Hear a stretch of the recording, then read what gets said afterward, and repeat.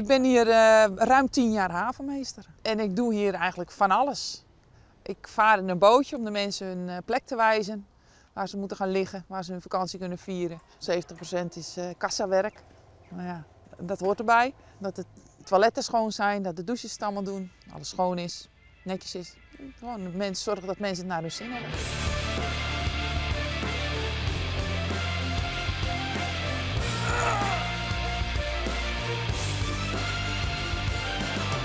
Dat is de schuld van mijn dochter. Die gaf me op voor de wedstrijd sterkste vrouw van Terschelling.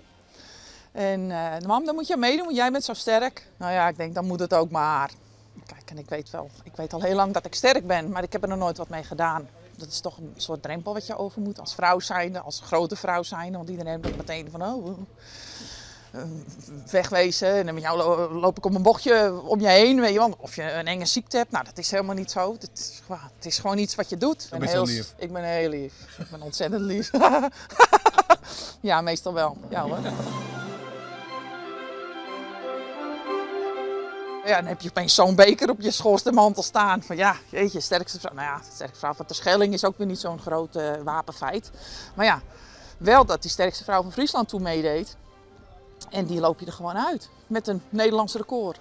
Dat was de Farmers Walk. Met melkbussen lopen. 2 keer 35. Aan iedere hand 35 kilo. En de meeste meiden liepen 50, 60 meter. En Willemien die liep 68. En ik liep 108. En toen won mama, wat toen? Toen viel ik haast flauw van blijdschap. Ja, ik wist gewoon dat mijn moeder het kon.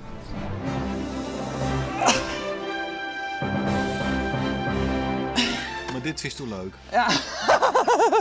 Niet met lachen maken, dat is gemeen.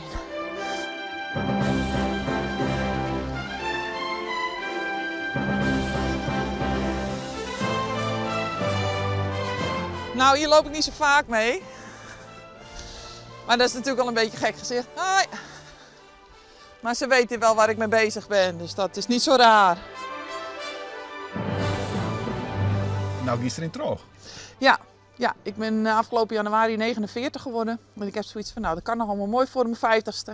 En op het NK heb ik de Farmers Walk verpest. Omdat je geen ervaring hebt met wedstrijden.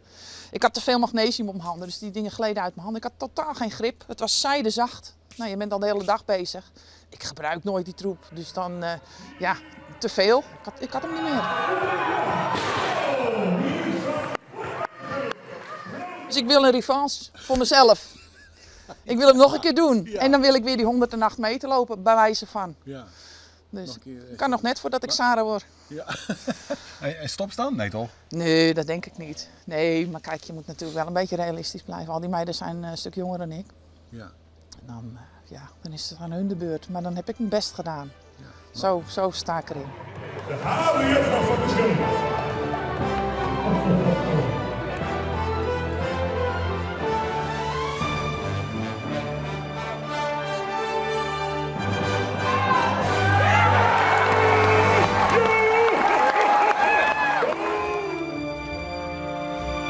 Ik heb hier op de haven ook heel wat ansichtkaarten gekregen. Van goed hoor, goed zo en succes en wat leuk. En, ja, je bent toch het gezicht van de haven met het hele team. Maar mensen herkennen mij altijd. Ja, dat kan ook niet anders. Ik ben bijna 2 meter en zo'n bos haar. Dus ik kan me ook nooit vermommen met carnaval. Dat gaat niet, dat werkt niet.